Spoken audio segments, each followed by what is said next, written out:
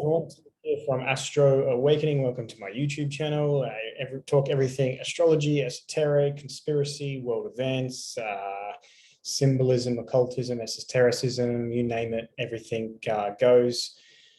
I like to come onto my YouTube channel and talk about the astrology as we move into these new moons, full moons, and we're moving towards a full moon. Actually, Thursday, there will be a full moon in Leo. And, Leo is the sign of the sun, which is the sign of the heart, which is the sign of courage and power. And the sun being an Aquarius, which is the sign of humanity or the people. So the sort of theme for this Leo full moon is power to the people.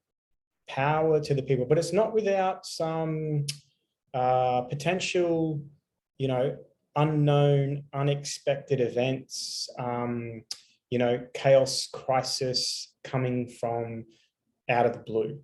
And I wanted to sort of talk geopolitics for a little bit as I introduce this full moon and we get into the chart, just to sort of give you an understanding of what's going on in the world. At the moment, you've got all the West, right? So leading the way with US, UK, even Canada getting in on it, our government here in Australia getting on it.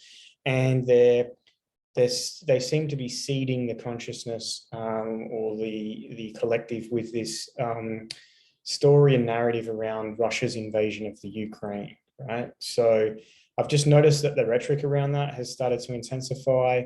They're even suggesting that there'll be certain dates and times that this is going to happen. Now, I'm not an expert on any of these things, but I smell a rat. And when you've got all of these people saying the same thing, and these people should be a part of a sort of deep state, the same media outlets, same government organizations, same politicians, same sort of factions within these political groups are all pushing the whole narrative of like Russia, Russia, Russia, Russia, Russia, Russia. It's like, okay, well, what are they diverting our attention from? Or are they setting up a fall guy, right? Is there a false flag incoming? Is there some event coming? With that they can pin the blame to, like Russia, or it's definitely Russia, it's Russian bots, or it's Russian this, it's Russian that. So just be mindful of that. There's also a lot of talk around the economic situation worldwide, especially coming out of the US with, the Federal Reserve emergency meeting around, their quantitative easing, which is basically them printing money. And also whether they will or won't raise interest rates and what's going to happen. They've got inflation. They're worried about, all of those types of mechanisms. So there's the underlying sort of, and, they can blame a lot of this on the COVID, or the pandemic. But maybe the sort of the COVID pandemic was also a bit of a front for the beast that is the global economic situation, which is not looking too rosy, actually.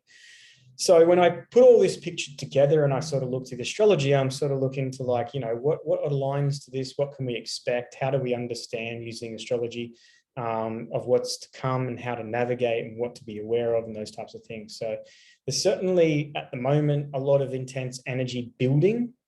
I know for a lot of people, they've probably felt like they've been in this holding pattern for the first month and a bit of 2022. We started a new year, but really it's just a 2021 hangover. In fact, the astrological new year, as we know, doesn't start until March 21st when the sun moves into Aries. However, we are right in this sort of crescendo of the beginning of the Chinese New Year, which is the year of the water tiger, and how that ties into everything as well. A little bit of iPet Goat too. If you haven't watched iPet Goat 2, jump on YouTube, type in iPet Goat 2 and watch that short animated film. There's tons of symbolism in that. And why iPet Goat 2? I believe it's because on the day of 9/11, when George Bush Jr. was in the preschool reading the book to the kids as he got the news of the first plane hitting the World Trade Center, I believe he was reading iPet Goat, or iPet Goat, the book. However, he was reading it upside down. So, there's a little bit of a pun there with iPet Goat too. But if you haven't watched that, make sure you go and watch that. It's loaded with symbolism. And in particular, there's a little moment where, there's across the eyes of this particular character within the animated film. If you slow it down and watch it, it's got, it's like a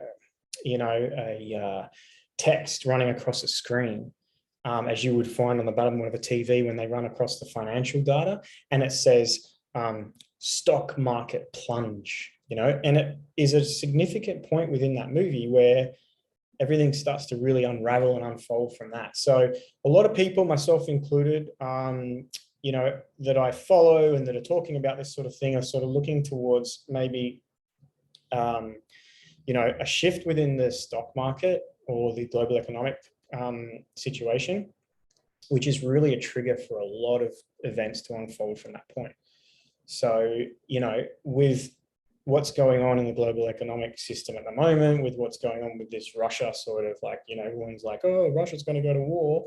It's the reinvention of the Cold War. And well, we've still got the ending of this COVID mammoth, not to mention that we've got this fight for freedom that's on our hand, this uprising. It's not only happening in Canada now, and I see the New Zealanders and the Maoris over there are really rising up.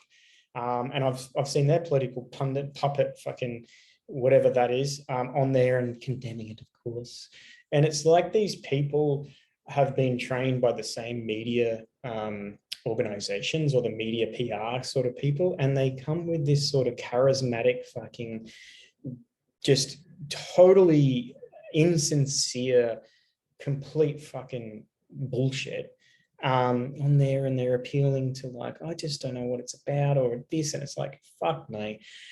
Having said that, the situation in Canada looked like it's really heating up.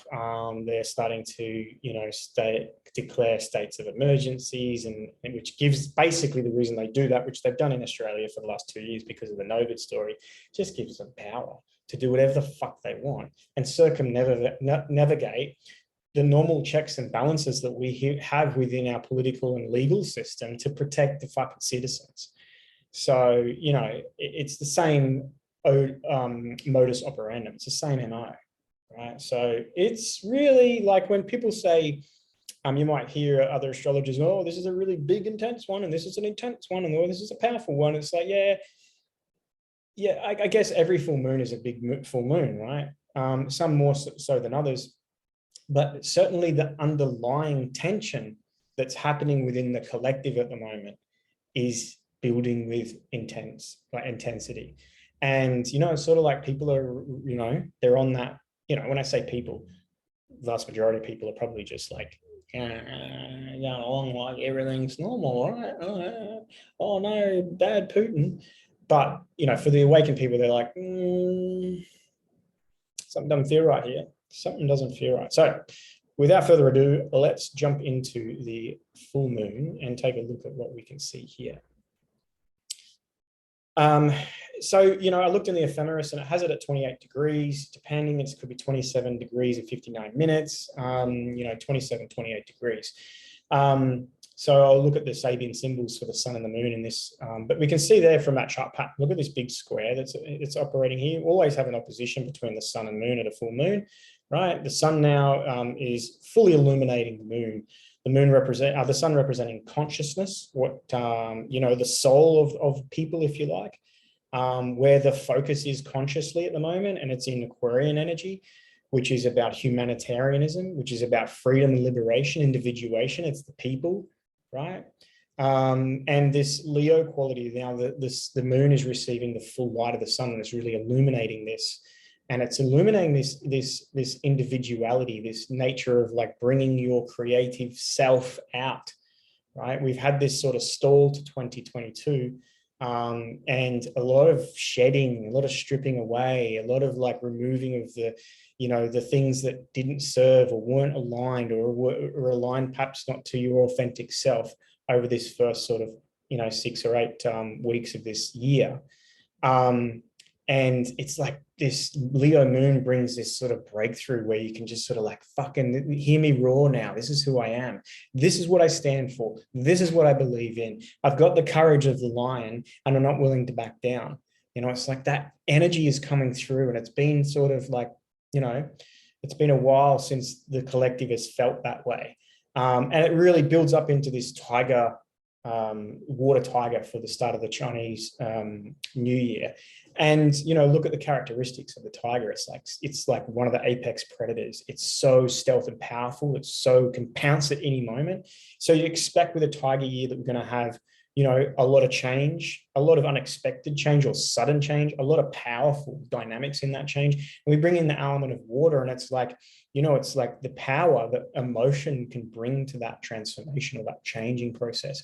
Noted too that water is one of the elements that sort of rules over our money system, earth and water, so we have the earth being the value of the actual intrinsic value of what it is that we use as our money, but the flow of money, the currency of money is definitely a water aspect. So water tiger, last time we had a water tiger was 1962.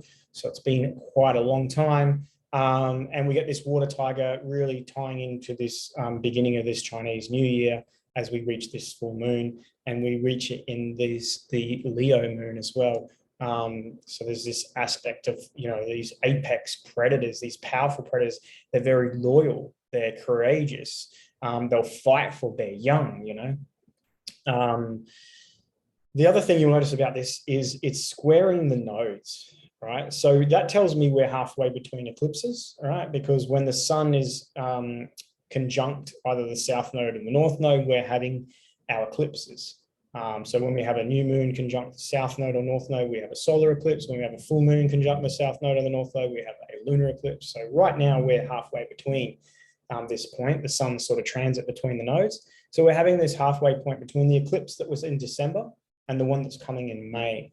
So that represents a sort of transition in itself, a little bit of a change in the story. You notice that the south node is Scorpio, the north node is Taurus. The south node and north node are ruled by Mars and by Venus. And even Pluto comes into the mix as the modern ruler of Scorpio. For that death and rebirth, which is a regeneration that Scorpio allows. And with the south node in that sign, it's the ability to let go of the past, right? That helps you rebirth, to regenerate. But the nodal rulers, Venus and Mars, for this full moon are dancing together here in Capricorn. Venus has come off her retrograde in Capricorn. So with this deep dive into our value system and our relationships and what we love and what we're attracted to and what brings us meaning. And, it was a real serious look at that and a shedding process of all those things in our life that aren't aligned to that, Mars comes into the picture. Now, Mars in Capricorn is a very powerful placement for Mars. It's sign of its exaltation, which means that it gives a certain element of power to that Mars function. And Mars is passion, it's action, it's motivation, it's desire, right? It's ambitious and goal-driven. And Mars conjoining Venus in Capricorn, it's like really, we have the power to really put towards our things of value, matters of the heart. They're in there with Pluto. And that's a bit of a wild card in this full moon, is that Pluto energy. You'll notice it's the same degree as the full moon. So it creates this aspect called a inconjunct or a quincunx, which is basically 150 degrees.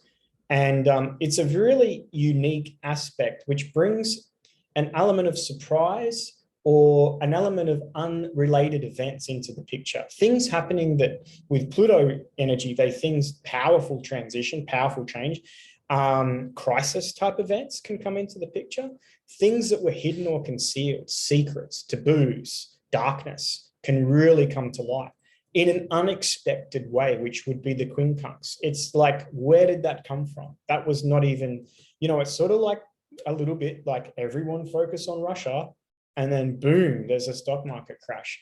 Maybe it's blamed on a cyber attack, a false flag cyber attack. We've got Mercury has moved into Aquarius. We've got the Sun, Saturn in Aquarius.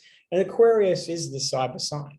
It's the sign of science, of the future, of technology, of invention. So if there was an aspect of, the cyber, reality, right, which is, electronic or social in its nature, then we would be looking to Aquarius. We've got Mercury in Aquarius, but still conjunct Pluto, right? And we've also got Saturn, obviously the ruler of Aquarius, so in Aquarius, and we've got the Sun. And that may be something to be mindful of. Is there going to be a false flag cyber attack, which comes out of nowhere, which involves the economy, right? If we look over here too, the other co-ruler of Aquarius is Uranus. So we have Saturn, the traditional ruler, and Aquarius, the modern ruler. And Aquarius sits in Taurus, and Taurus is Venus's sign, and it rules over money, the stock exchange in particular. You know, it's the bull. The symbol of Taurus is the bull, and on the New York Stock Exchange, we literally have the bull out the front. We are a bull market or a bear market. So bull is or stock, or even bovine in particular, is closely attributed to money, right? And finance and wealth in particular. Taurus being one of the signs of, you know, wealth, all those things of value that we sort of look to wealth, right? Now, Uranus is in aspect with Jupiter. So Jupiter is sort of lending its expansion to this Uranus energy. And, you know, that is bringing that into this full moon. Uranus is about sudden and unexpected change, revolution, rebellion, individuation, freedom, and liberty. It's things really, it's the breaking down of the Saturn, which is the status quo, which is the way things were, which, you know, trying to, an example of Saturn would be, you know, let's do the right thing, follow the rules, Saturn, so that we can get back to how things were, Saturn, right? Likes to sustain things as they are. Uranus can't stand the status quo, especially when it has atrophied, stagnated, or the system itself is now inequitable, right? There's inequality within it. Uranus can't stand that. Uranus wants to bring the change, the revolution or the rebellion, or the you know, revolution or rebellion towards authority, towards Saturn, towards the control, right? Towards the status quo, to break that, right? To create the change, so that then Saturn can come in and rule over a new reality. Otherwise, if we stay in Saturn's realm, we stagnate. Things don't change. If nothing changes, nothing changes. So we've had this big push over the last 2 years, especially from you know, westernized governments, is to follow the rules. In other words, do what we say. We are the authority. We're the Saturn. So that we're all in this together, Saturn, Aquarius, like we're all in this together. You know, come on, let's come together as one and do the right thing, follow the rules, so that we can do what? We can get back to how things were. Well, Uranus and Taurus is saying, no. We need a revolution of our value system now, the value system, because the way in which society and culture and the world in general was moving in a direction was attributed to, you know, a mistaken,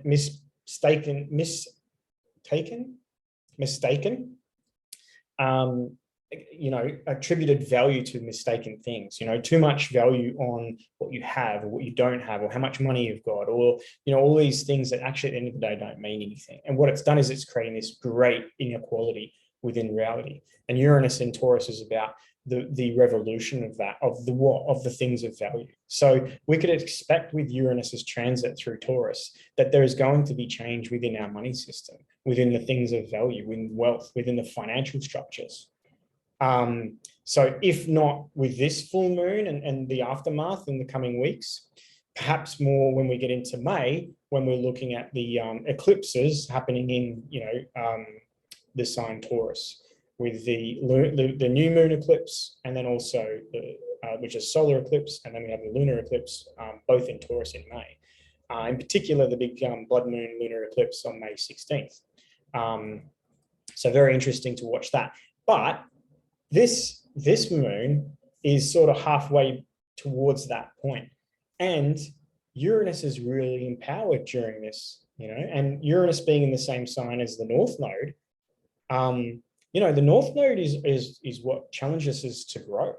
It's not always just like, oh, the North Node is going to be a pleasant experience and we're going to be, you know, able to sort of do our soul work and move in the direction of our purpose. It's like, yeah, but it does often come with a challenge.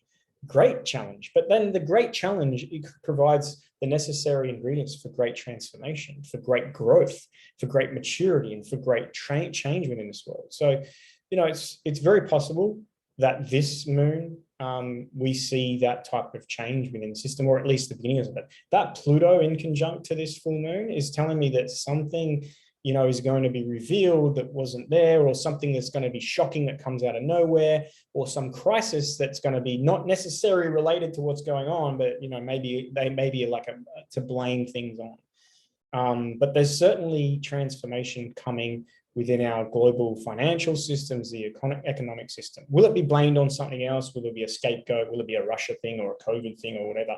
Will it also divert the attention off this uprising, which is gathering momentum, no matter how much, and that's the classic Aquarian sort of revolution that's going on. And no matter how much they sort of try with their laws, they're just not working. And in fact, the more that this goes on, the more power to the people, right? And hence this Leo full moon, power to the people. So interesting energy. Now, the Sabian symbols, for the Leo full moon, it's a mermaid, which is really interesting.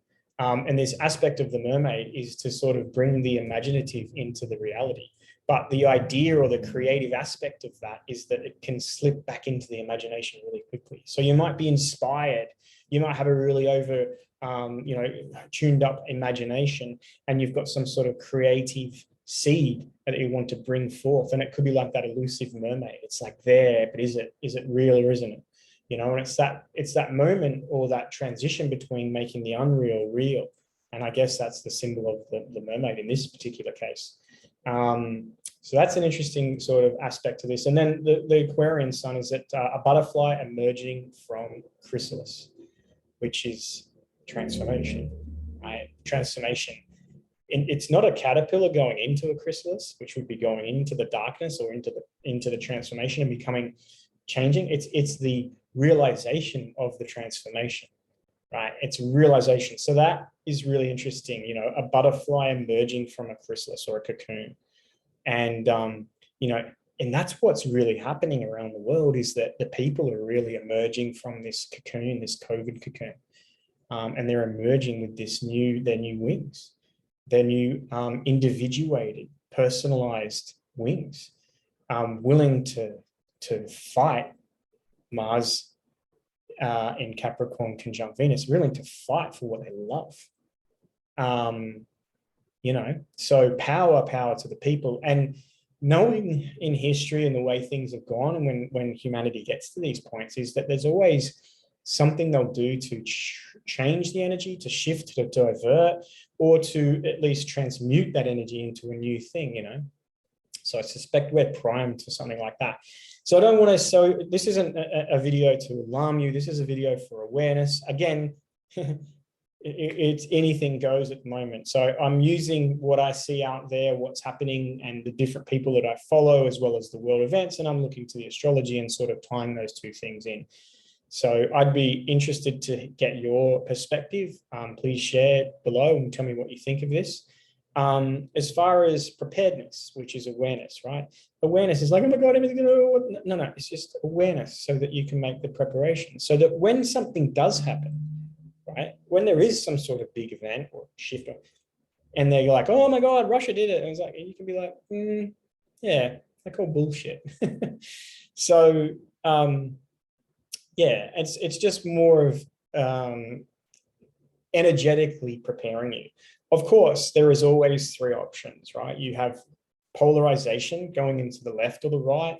Well, that's good or that's bad, or I like it or I don't, or I want more, or I want less, right? When you do that polarization dance, you're always going to be opposed by the opposing side. But there's always a third option, and that is to take the middle path. Oh, that's interesting. Oh, that's interesting. And become the observer of it, right? Detach from it. It's all a fucking facade at the end of the day. Our governments are a facade. The word country is a facade. Our money system is a great facade. There's so much of this reality at the moment. It's just fake, phony fiat, right? So there needs to be a transition here, a collective transition of the very things and the nature in which we attribute value to things and what we value.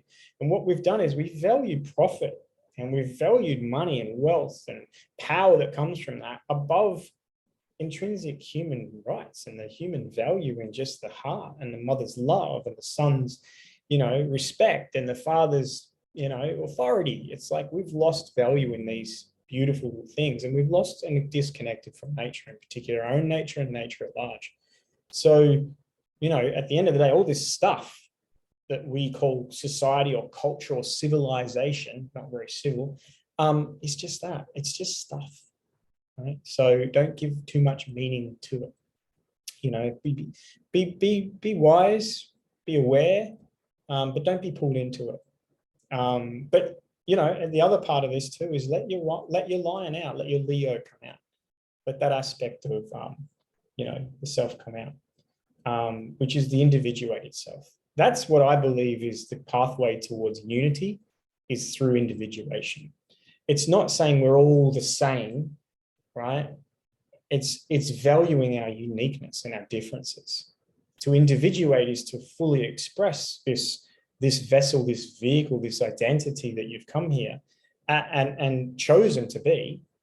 And through that, we connect because we respect and we have value in each of these divine creations that we call human beings. And through that, we collectively can come together. And in that type of reality, we govern ourselves. We govern ourselves. We don't need an external form or source of that. And is that utopia dreaming? Maybe it is, but call me utopian. Let me know what you think. As always, appreciate your support. If you like this video, please hit the thumbs up button. If you want to get a reading, a personal astrological reading, they're a lot different to these videos, obviously, but very valuable all the same. Then you can find my details in the comments below. And until next time, be safe. See you guys. Peace. Let's turn this off, shall we? Doosh.